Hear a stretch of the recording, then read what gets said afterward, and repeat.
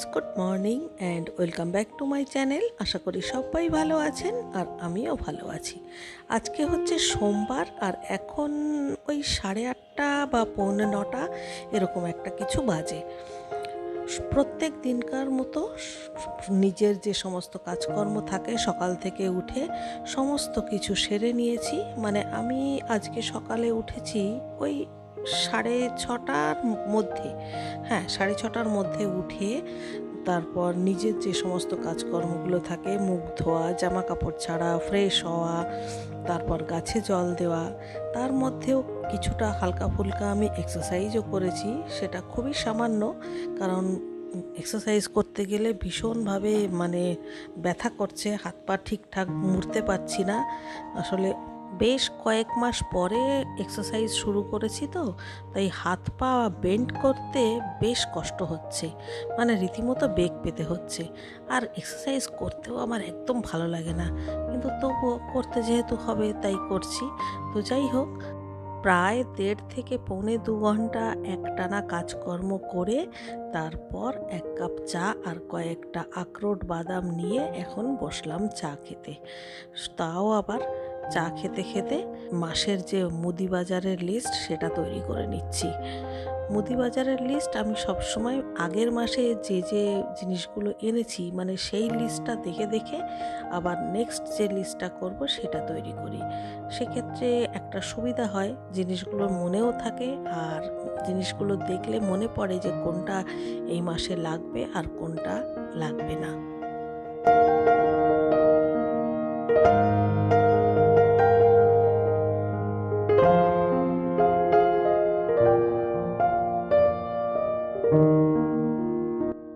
List তৈরি complete. এবারে একটা ছবি তুলে হোয়াটসঅ্যাপ করে পাঠিয়ে দিলেই কাজ শেষ।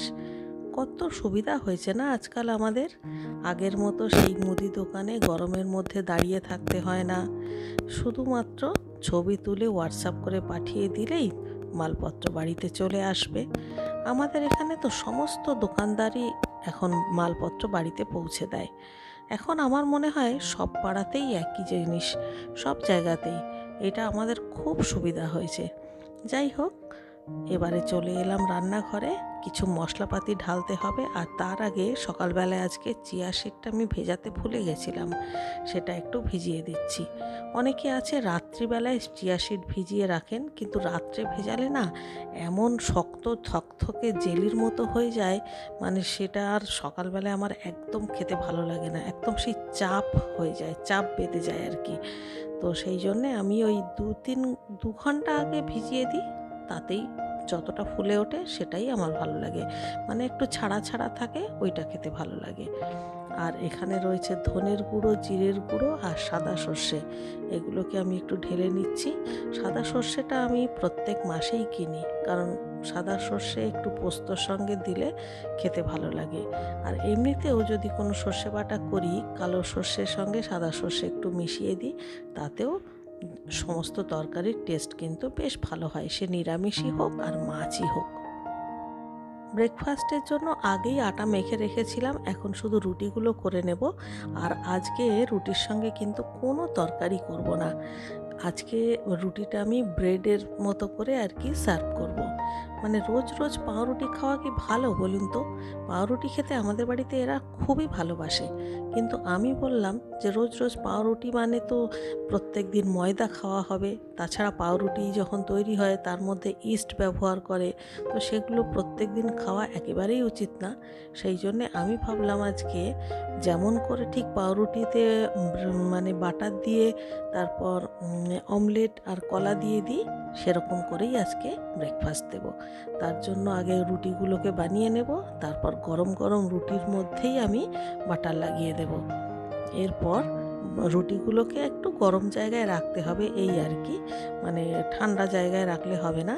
তো রুটিগুলো বানিয়ে নিয়ে ঠিক যেমন করে আমি ব্রেডের মধ্যে বাটার লাগাই সেরকম করে পুরো বাটারটা লাগিয়ে দিচ্ছি। দিয়ে আর হয় ভাঁজ করে রাখতে হবে, কিংবা এরকম রোল করে রাখাটাই বেশি ভালো। এবারে রোল করে রেখে দেব। এরপর আমি বানাবো অমলেট। আর বাটার দিয়ে রুটি দিতে হলে কিন্তু রুটি করার সঙ্গে সঙ্গেই বাটারটা লাগাতে হবে, যে পরে সার্ভ করবার সময় বাটার লাগাবো সেটা করলে কিন্তু চলবে না। যাই হোক, সমস্ত রোলগুলোকে আমি বাক্সের মধ্যে ঢুকিয়ে দিলাম, তাহলে ওটা গরম থাকবে। এরপর আবারও 4টে কলা নিয়ে এসেছিলো, কলাগুলোকে আমি বোটা থেকে কেটে রাখছি। আমি আজকে একটু কাছ থেকে দেখিয়ে দিচ্ছি, বোটাগুলো যদি না কেটে রাখি না, তাহলে কলাটা পেকে যাওয়ার পরে ঠিক এইভাবে মুখ থেকে ছাড়িয়ে আসে, তখন ওইখানটায় মশা মাছি বসে, তখন না সেই কলাটা খেতে আর একদম ভালো লাগে না। আর এইভাবে যদি কাটা হয় তাহলে হাজার পাকলেও ওখান থেকে কিন্তু আর ছাড়বে না।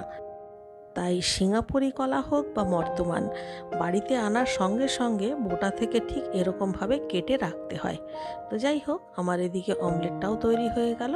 এবারে ব্রেকফাস্টের প্লেটটা আমি একেবারে সাজিয়ে নিলাম। দেখুন, একটা কলা, 2টো রুটি আর হচ্ছে অমলেট। কাল যে মোচাটা বেছে রেখেছিলাম, এখন সবার প্রথমে মোচাটা ভালো করে কুচিয়ে আধ ঘন্টার জন্য হলুদ জলে ভিজিয়ে রাখবো। এরপর ভালো করে জল থেকে তুলে 2-4 বার ধুয়ে নিয়ে প্রেসার কুকারে দিয়ে মোটামুটি 4-5টা সিটি দিয়ে খুব ভালো করে সেদ্ধ করে নেব। আর সেদ্ধ করানোর সময় অল্প একটু নুন দিয়ে দিব। এরপর জল ঝরিয়ে ভালো করে চটকে নিতে হবে, যাতে করে মোচাটা যখন রান্না করব বেশ মাখো মাখো হবে। আর না চটকে নিলে না কেমন যেন ছাড়া ছাড়া হয়, তখন সেই মোচাটা খেতে ভালোও লাগে না। যাই হোক, এবারে রান্নাটা সেরে নিই। কড়াইতে সর্ষের তেল দিয়ে আলু দিয়ে দিলাম, আলুটা খুব ভালো করে ভেজে নিলাম। এরপর এর মধ্যে একটু মশলা দেব, যেমন আদা বাটা, নুন, হলুদ, একটু লঙ্কার গুঁড়ো, সব কিছু দিয়ে খুব ভালো করে একটু কষিয়ে নেব। এরপরে চিংড়ি মাছ দেব, চিংড়ি মাছও নুন হলুদ মেখে রেখেছিলাম, সেগুলো দিয়ে দিলাম। দিয়ে আর এবারে ভালো করে একটু কষিয়ে নিতে হবে। আমি চিংড়ি মাছ কখনোই আগে থেকে ভেজে রাখি না, তাতে আমার মনে হয় যেন রাবারি রাবারি হয়ে যাবে। যাই হোক, এবারে এর মধ্যে চটকানো মোচাটা দিয়ে দিলাম, আর সঙ্গে আরও একটু নুন আর একটু হলুদ দিয়ে দিলাম। ভালো করে একটু কষিয়ে নেব। আর এই সময় 1 চামচ ধনের গুঁড়ো আর 1 চামচ জিরের গুঁড়ো দিয়ে একেবারে 1 গ্লাস মতো জল দিয়ে দেব। এবারে ঢাকা দিয়ে 3-4 মিনিট মতো রান্না করব। 3-4 মিনিট পর দেখুন সমস্ত জলও শুকিয়ে গেছে আর মোচাটাও কি সুন্দর মাখো মাখো হয়ে গেছে। এবারে এর মধ্যে 5-6টা কাঁচা লঙ্কা চেরা দিয়ে দিলাম, আর সেই সঙ্গে 1 চামচ ভর্তি ভর্তি গরম মশলার গুঁড়ো, আর সঙ্গে সামান্য একটু ঘি দিতে হবে। দিয়ে গ্যাসের ফ্লেম একদম হাইতে করে দিয়ে একদম নেড়ে নেড়ে নেড়ে নেড়ে একদম শুকনো করে নামিয়ে নিতে হবে। আর এইভাবে মোচা রান্না করলে যা দারুণ টেস্টি হয় না, কি বলবো, ভাত রুটি দুইয়ের সঙ্গেই অসাধারণ লাগে। আর দেখুন আমার মোচার লুকটা কি সুন্দর এসছে। গুড ইভিনিং বন্ধুরা। ফোন ঘাঁটতে ঘাঁটতে কখন যে 6:30 বেজে গেছে বুঝতেও পারিনি। হঠাৎ করে ঘড়িতে দেখি 6:30 বাজে। তখন ধড়মড়িয়ে উঠলাম। বিকেলবেলার এত এত কাজ থাকে, সেগুলো যে কখন করব বুঝতেই পারছি না। তার মধ্যে আজকে তো সন্ধে দিতে দেরি হয়ে যাবে, কারণ বিকেলবেলায় এই সমস্ত খাটগুলো পরিষ্কার করতে হয়। কারণ খাটের উপরে আমি মোটামুটি জলের বোতল, খাতা, পেন, চশমা, ঘড়ি, মোবাইল সমস্ত কিছু নিয়ে তো বসি। দুপুরবেলা খেয়ে দিয়ে আমি যখন খাটের উপরে উঠে বসি, তখন আমার মনে হয় যেন কোনো অবস্থাতেই আমাকে আর নামতে না হয়। এই যে 2 ঘন্টা আমি ফুল রেস্ট করব। রেস্ট বলতে আমি দুপুরবেলায় কখনো ঘুমাই না, ওই ফোন দেখি। তো সেই ফোন দেখাতেই আমার যাতে ব্যাঘাত না ঘটে, আমাকে যাতে খাট থেকে নামতে না হয়, সেই জন্য আমি মোটামুটি সব কিছু নিয়ে একেবারে খাটের উপরে উঠি। তো যাই হোক, মোটামুটি খাটটা ফটাফট পরিষ্কার করে ফেললাম। এরপরে এখনও তো জামা কাপড় কাচতে দেওয়ার বাকি আছে, কারণ একটু পরে যখন আরেকটু রাত হবে তখন তো সব এসি চলতে শুরু করবে, তখন আর মেশিন চালাতে পারবো না। সংসারের কাজগুলো যদিও একই থাকে, তবুও আমাদের এই কাজগুলো করে করে এমন অভ্যাস হয়ে গেছে যে এই কাজগুলোই যতক্ষণ না আমরা শেষ করি ততক্ষণ আমাদের শান্তি লাগে না।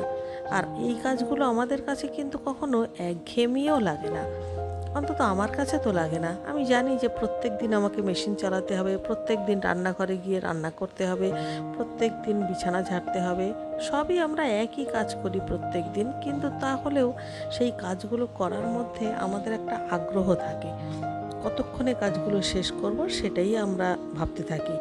মানে একঘেয়েমি যে লাগবে কি লাগবে না সেইটা ভাবা কিন্তু আমাদের আর সময় থাকে না। মোটামুটি চারদিকটা পরিষ্কার করে নিয়েছি, এবারে চুল আঁচড়াবো। আর চুলটা আমরা সবসময় বাইরেই আঁচড়াই, কারণ এই ছোট ঘরদোরের মধ্যে যদি চুল আঁচড়াই না, মানে চুল ছাড়াই, তাহলে ঘরের মধ্যে চুল পড়বে, আর সেটা একদম আমি পছন্দ করি না। সেই জন্যে চুলটা যখন ছাড়ানো হয় তখন দরজা খুলে দরজার বাইরেই ছাড়াই। যাই হোক, চুলটাকে খুব ভালো করে টাইট করে আটকে এরপরে যাব গা হাত পা ধুতে। যা গরম পড়েছে, গা না ধুলে তো আর কোনো নিস্তার নেই, মানে প্রচণ্ড গরম। এখন আমি আরও ছোটাছুটি করে কাজ করছি, তো এত গরম লাগছে, মানে কি বলবো, মনে হচ্ছে যেন মাথায় দুমগ জল ঢালতে পারলে আরও ভালো হতো। কিন্তু যেহেতু এখন মাঝে মধ্যেই বৃষ্টি হচ্ছে, ওয়েদারটা ঠান্ডা গরম মানে ফ্লাকচুয়েট করছে, সেই জন্যে আর ভয়ের চোটে মাথায় আর জল দিই না। ওই গায়ের মধ্যে যতক্ষণ পারি জল ঢালি, তারপর একটু শান্তি লাগে। মোটামুটি সব সেরে নিলাম। এবারে 1 ঘন্টা মতো ঠাকুরের এখানে কাটবে, কারণ সন্ধেবেলায় আমার ঠাকুরের এখানে সময়টা বেশি লাগে। এক তো আমার গোপালের আজকে খেতেও দেরি হয়ে যাবে, মানে ডিনার করতে দেরি হয়ে যাবে। প্রথমে সন্ধে দেব, তারপর গোপালকে খেতে দেব, তারপর হনুমান চালিসা পড়ব। তো এই সমস্ত কাজগুলো থাকে, তো তাই সন্ধেবেলাতে পুজোর ঘরে আমার সময়টা অনেকটাই বেশি লাগে, মানে দুপুরের তুলনায় বেশি লাগে।